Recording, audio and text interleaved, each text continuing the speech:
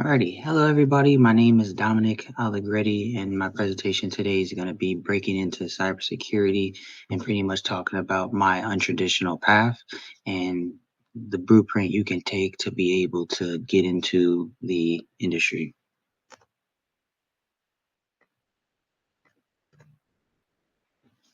So, as far as like my path goes, I like to say my path has been very untraditional. I actually started at the age of 17 years old when I was a senior in high school. I was able to meet a mentor of mine through my father, and he took me under his wing. And I was able to just participate in his internship program. And from there, that's where I kind of learned the basics of cybersecurity. The internship program was specifically about cyber threat intelligence. So think about the defensive side of cybersecurity, threat research. We were doing all those things. And within that internship, I became a lead intern. And from this lead internship, I was managing people twice my age. I'm only 18 years old at the time. And, I'm helping people with the curriculum, getting them on meetings and making sure that they're, onboarded properly. So I definitely credit that internship for helping me get started. And then from there, it took about 8 months, and I was actually able to land my first cybersecurity, or not first cybersecurity role, first tech role as a system analyst at a Fortune 500 company. And I did this all before graduating high school. And I definitely thank that internship for helping me with that. From there, I worked that role for about a year and a half. And then once that role was finished, I got to grinding. I got the certifications that I needed to get. I was networking on LinkedIn, going to different conferences, putting my name out there, and really just building my overall personal brand. And then around the age of 20, that's where I was then able to land my first cybersecurity role as a SOC analyst. For those that don't know, that means Security Operations Center analyst. And it's kind of been history ever since. So I definitely like to say my path is untraditional, and you don't necessarily need to have a degree to make it in this industry. And what's dope is that everybody's journey is unique to them, and anybody can get to where it is that they need to get to as long as they're putting in the work and are disciplined.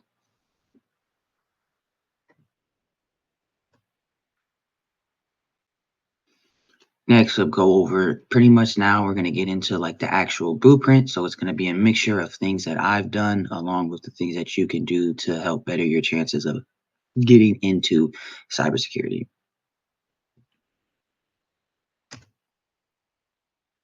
I would say the first biggest thing you should do when it comes to getting into cybersecurity outside of finding your niche is finding mentors. I really think like mentors are a cheat code because they help speed up your progress. They not only open doors, but they give you access to things that a normal degree or internship may not, get you. And, having these people in your corner can help save you time, can help save you money, and you're just able to learn from them because they've gone to where it is that you're trying to get to. And I understand that when it comes to mentors, I think there's some things that you need to look for in them. And then there's also ways that you can find these mentors. I think for me, the two biggest things that when I'm looking for a mentor is that they have to have gone to the places that I'm trying to get to. I'm not saying you can't learn from any and everybody, but if you want to be a penetration tester, then you need to go find a mentor or somebody that has been in penetration testing and knows what it takes to actually get to that high of a level. So to me, that's kind of the one of the biggest things you can look for when it comes to the mentor, and then also making sure that the mentor holds you accountable and they're not letting you slack. That's something that's very big in my eyes because as a mentor, they know what needs to get done to get to the next level, and they should be holding you accountable, and you should be holding yourself just as accountable. And that's how I feel when it comes to what you should look for in a mentor. And then I know a lot of people say it's hard to find these mentors. It's not easy, but it's definitely doable. The two places that I found most success is one, LinkedIn. So reaching out to people that are already in the positions that you're trying to get into, whether you want to be a SOC analyst, a pen tester, GRC, make sure you're doing like your actual research and reaching out to these people and just being friendly. being different, right? Offering your services or offering whatever you can to them in exchange for whatever guidance that they can actually give to you. And remember, like, these mentors don't have to be famous people. They don't got to be the top cybersecurity creators. They don't got to have thousands of followers. It can be any ordinary person. If you see someone that you're inspired by because of their content or their posting, don't be afraid to reach out. A lot of times when you do reach out, they're more likely to be friendly because you're saying, "Hey, I'm offering you my services, but then also can you help me with mentorship?" And people are always willing to at least give you some time or effort or at least some type of, advice. There are gatekeepers out there, but a lot of times if you ask it in the right way, then, they'll be willing to share it with you. And then the biggest place I think where you can get mentors and where it's a little bit easier to build the relationship is at conferences. I think it's the best place to connect face to face with people. And the thing at conferences is you have to be willing to do what others aren't willing to do. So that may mean taking notes, paying attention during these panels, because you may see somebody that's speaking on a panel that really inspires you, or you have a similar journey to them, and you want to ask for mentorship. You have to be willing to speak up and actually know what it is that you want and ask for that mentorship. And, I can count on plenty of times where I've been at conferences and I was able to ask for mentorship, and I was able to get it because, I took the time to speak up. Even though I was scared, I knew that at these conferences, people are there to help you. And you just have to speak up for it, for what it is that you actually want.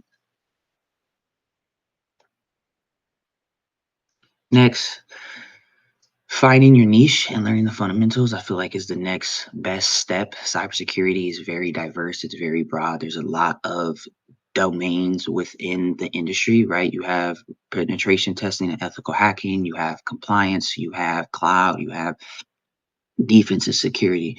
So if you're not careful, you can kind of go down this rabbit hole and waste time and, obviously waste money. And that's something that nobody ever wants to actually, do. So for me, when it came to finding my niche, it came with a lot of research and actually understanding the different paths that are out there. And what helped me was like watching day in the life videos, whether that's on YouTube, TikTok, however you may be it, and kind of, get a picture of what it is that you're going to be doing within that role. And then also reaching out to people, like how I said earlier, reaching out, for mentorship is awesome as well, but then reach out to other people and ask, like, "Hey, I see that you've been a SOC analyst, or I've seen that you've been XYZ position for X amount of years. How do you like it? What does your day to day look like?" And try to get some insight from people that are within the industry. And I think once you kind of get that, you can get a little bit more of a clear picture. Some YouTubers that I recommend watching too for day in the life videos, or just overall videos on um, different positions, is Mike Miller, Network Chuck, and then Josh McAdor.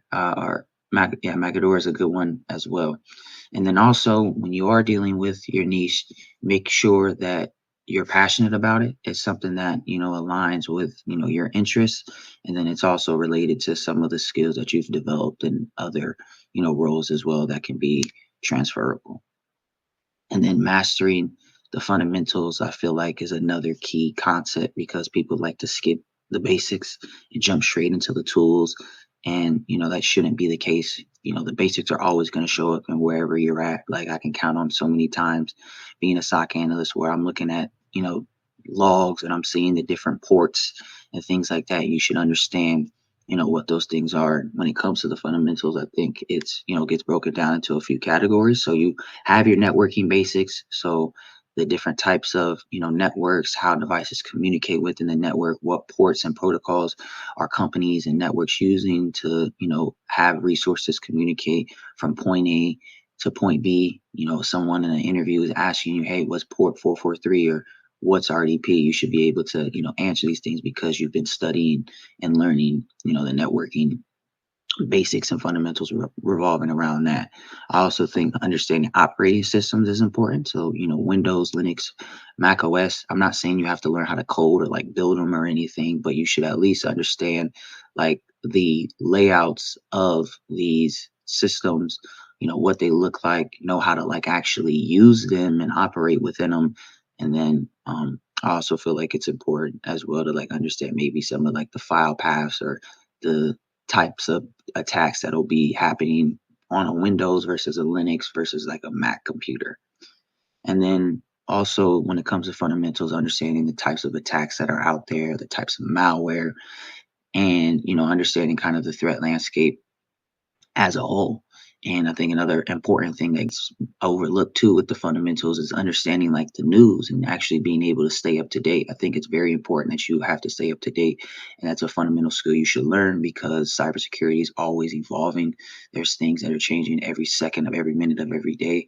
And you have to be willing to stay up to date. And I feel like that's another thing that needs to get incorporated into the fundamentals when you are learning.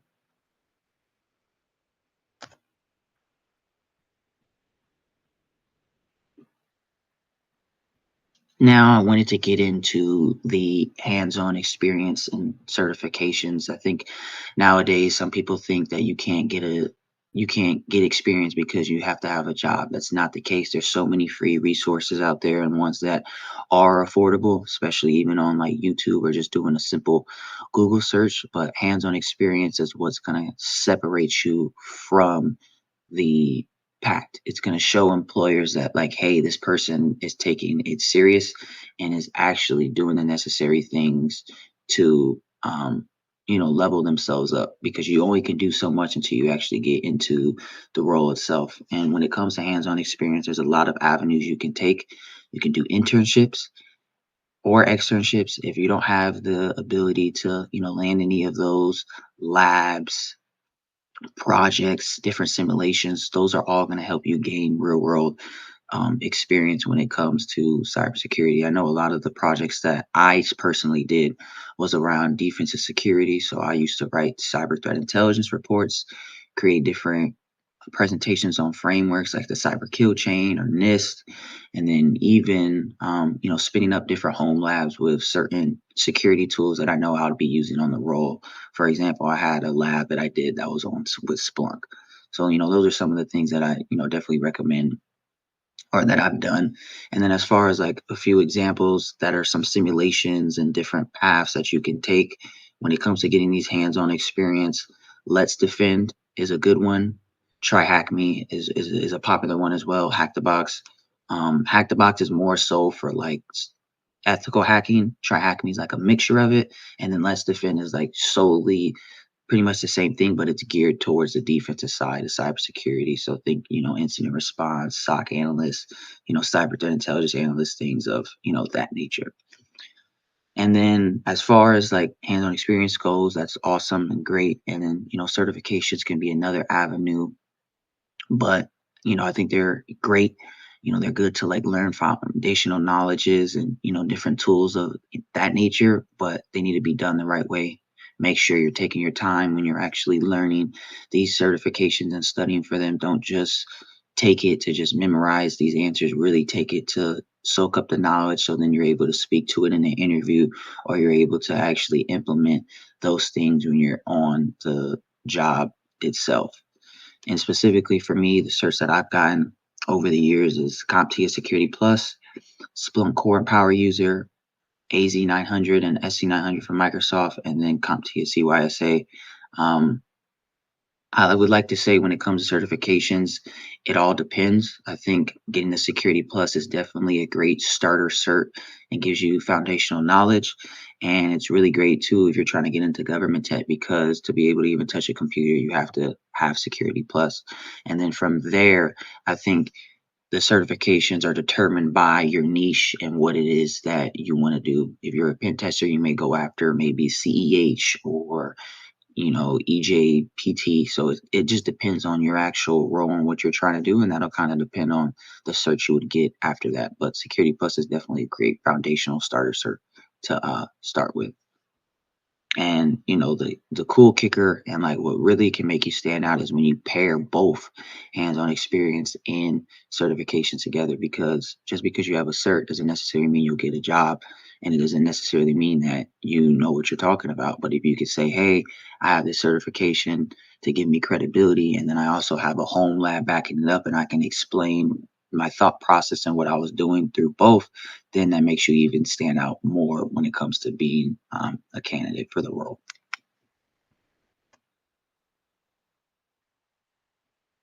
Next, I think one of the most underrated things that you can do to help increase your chances of getting into cybersecurity and just having a successful career is just building your personal brand. I like to think of like your brand as your own digital resume, because our resumes can only say so much.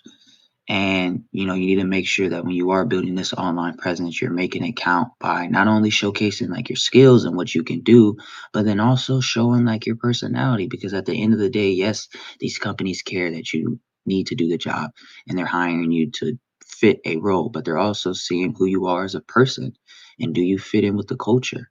And you never know, maybe a post that you posted about a favorite football team, or something that was personal to you, and then maybe a recruiter relates to that and then hits you up with a phone call for an interview just because they saw a specific post. So you never know what can happen from posting and actually building, your personal brand. And I think it's helped me so much, and it's been the reason why I've been able to land every single role I've had, because I've been consistent on LinkedIn and other platforms. And when it comes to like figuring out what to post, I like to say keep it simple. Talk about your personality to an extent if you're comfortable with that, but share your journey. Share the different things that you're actively doing to get better, whether that's labs you're doing, courses, you're taking, or just any simple wins, right? I used to post that, hey, I just got an interview. I didn't, and that's a post. So, share your journey. What's great about tech is that your journey is unique to you, and people would love to hear your story, because we're all kind of in the same boat when it comes to starting out, trying to find a road, trying to figure it out. So we're all here to, just kind of learn from each other when it pertains to those things. And then another element of building your personal brand is staying consistent, making sure that you're posting consistently on all platforms if that's feasible, but most importantly, being consistent on LinkedIn, because that's where the jobs, that's where the recruiters and all the top professionals are networking outside of conferences. I can remember that, when I first started, I was posting 7 days a week. Got burnt out a little bit, and I changed it to 5 days and, reconfigured my content. But that's the type of dedication it takes. And it's not going to happen overnight. I can remember I used to get one view, maybe one like, and that was my dad. And that doesn't even really count. But, when you put effort in over time, you take the time to research and make your content better, and you show that consistency, people respect that. And they see that you're working hard, and your content will get seen sooner rather than later, when you continue to put in that consistency and effort.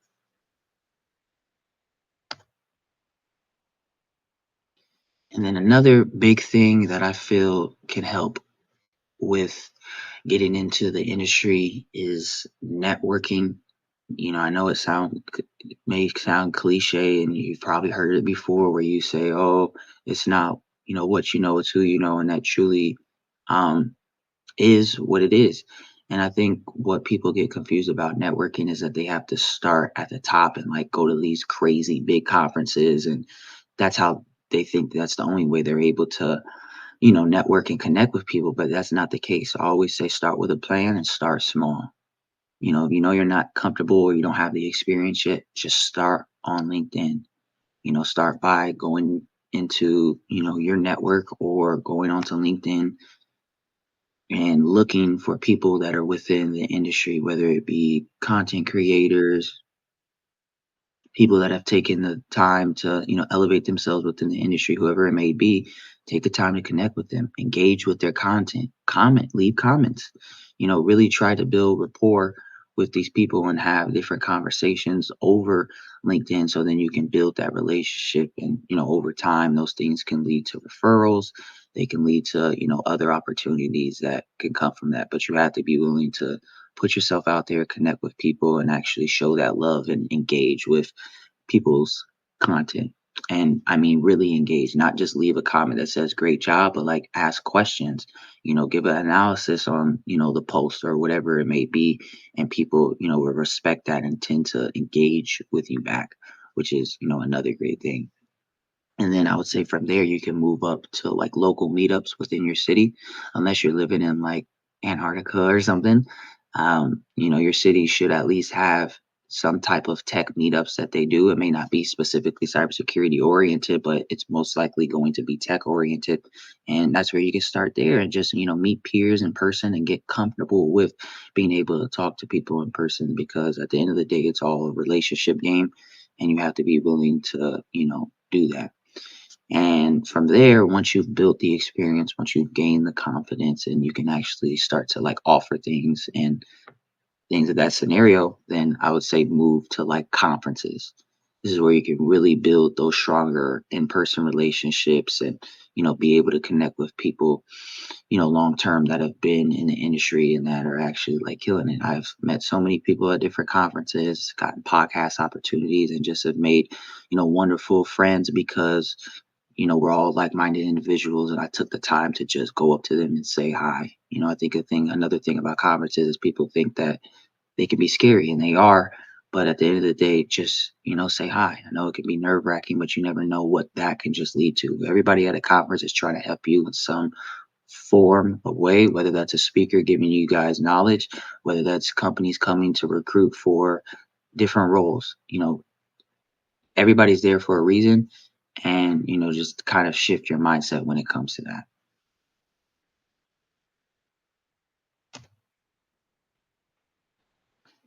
Another thing that I would like to mention too when it comes to cyber is the application process. So once you kind of had, if you're able to get the mentors, great. Once you've had your niche and you're getting the hands-on experience and you're networking and you're then, reaching out to these people and building your name. Now, once you're ready, it's time to start applying to these roles. And I would say the number one thing is do your research, understand what roles you're applying to, understand the company and what it is that you're actually really looking for. Because just like how there's domains within cybersecurity like GRC, ethical hacking, and blue team, there's also different domains of companies within cybersecurity, right? Do you want to be in healthcare cybersecurity? Do you want to be in fintech? Do you want to, do cybersecurity for like a law firm? It all depends on, your preference and what it is that you're trying to do. Do you want to work at a startup?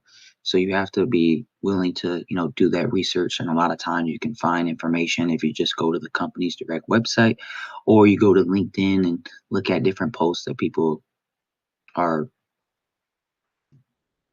are doing when it comes to that. And then number two, I like to say tailor your approach. So, take the time to tailor your resume to highlight whatever relevant skills that you have for that specific job. A lot of times you can go get the job description from the company's website or on LinkedIn and be able to see what skills are actually needed or required. And you can kind of tailor your resume to that, whether that's using ChatGPT or, something else. And another thing to remember is like you don't need to have 100% of the requirements. 60 to 80% is good enough.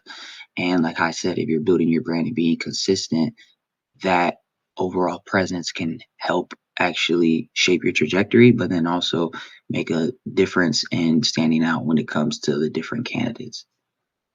And then number three, I like to say apply directly to the company's website. I know sometimes when you do easy apply on Indeed or LinkedIn or certain things, it just doesn't format right or it doesn't get sent to the right people. So definitely take the time to go onto the company's actual careers website and apply there. And usually that's where your resume will, get sent and different things like that. And then another thing that I wanted to harp on when it comes to like tailoring your resume and doing these things, because I know it could take time, The tool that I've used that's helped save me wonderful time is Job Search Genius. Shout out to them. They're pretty much an AI tool that helps automate your job search process. So they allow for you to be able to, write resumes, have interview prep and, mock interviews with, AI avatars. They have a job board now. And there's so many little cool elements within that tool that you could do that just help speed up the process of your job search so you're not wasting so much time revamping every single resume or cover letter, and you can spend more time applying the jobs and actually, building the necessary skill sets. And, the link is jobsearchgenius.ai. They're not paying me or nothing. I'm just promoting them because they've helped me so much, like in my career. And if you go to their website, you could get a free 7-day trial. But that's a tool that I've used that's definitely helped me automate and get better with my job search.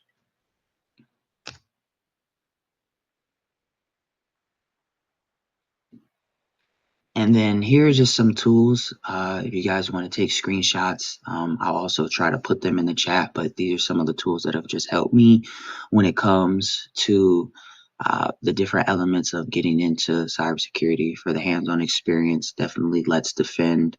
Try Hack Me is another one. Hack the Box is good. Then I think another one that I've used is called TCM Security. Um, and they have a lot of affordable courses, whether that's with Linux or just trying to be a SOC analyst or other things. That's another website that I've used that's helped me in my journey. And then job searching, like how I mentioned before, Job Search Genius is great. Jobscan.co. This is pretty much a platform that you can use to see if your resume is ATS compliant. So, that's the system that these companies use to see if your resume is a fit and to see if you're actually qualified for the role to get an interview. So, jobscan.co allows you to paste in your resume and see what it's excelling in and also what it's lacking in. And then also another tool is simplify.jobs. So I know a lot of times when we're applying to roles, we're having to manually enter things. You can put all your information into Simplify, and then it'll automatically paste that information into whatever job application it is that you're using. So that's another great thing. And then when it comes to content creation and like being able to build your personal brand, I feel like these four tools have helped me a lot. Opus Clip, um, is a good one. It allows you to take your content and kind of edit it into like a short form piece that's already pre-edited, that has subtitles and that looks clean. Loom is another good one. This is like a screen recording tool. So if you're ever trying to do like a breakdown or you have a report or you're trying to break your home lab down and tell people what you did, you can use Loom to screen record your screens and walk the viewer through whatever it is that you're trying to do. QSO.ai. This is another editing AI tool. What I like about this one is that you could put different types of formats into it when it comes to the videos, especially like long form, and then it'll take that long form content and pretty much edit it all for you to where you don't even have to do anything. All you have to do is just choose, what subtitles you want or what look or template you would like for that specific video, and it pretty much edits all for you. So that's something that has helped save me a lot of time. And then for those that are a little bit more advanced that are actually trying to do like the face type of content and doing that type of stuff, CapCut is another great free tool that can help you with that as well. And then some other tools that I use as far as like news goes, because it's important to always stay up to date um, with that. Bleeping Computers one, Hacker News, Cybercrime Magazine, Malware Bytes. You can never get enough of reading these news articles because they're always constantly coming out. But sometimes certain outlets may not be updated than others, so that's why you kind of jump around between the different ones. So then you're constantly staying up to date with the thing that you're trying that cybersecurity is doing.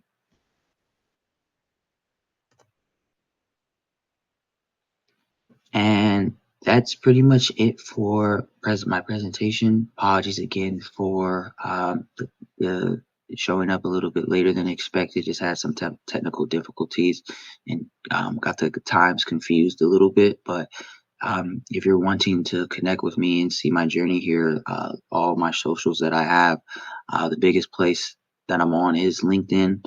My DMs are always open.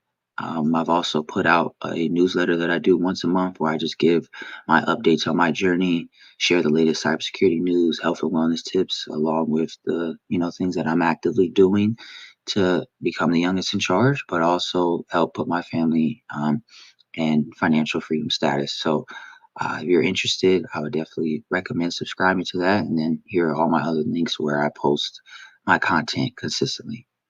But that's it for my presentation. Thank you all for attending. If you have any questions, I'll definitely check like the chat. I don't know if there's time for like a Q&A, but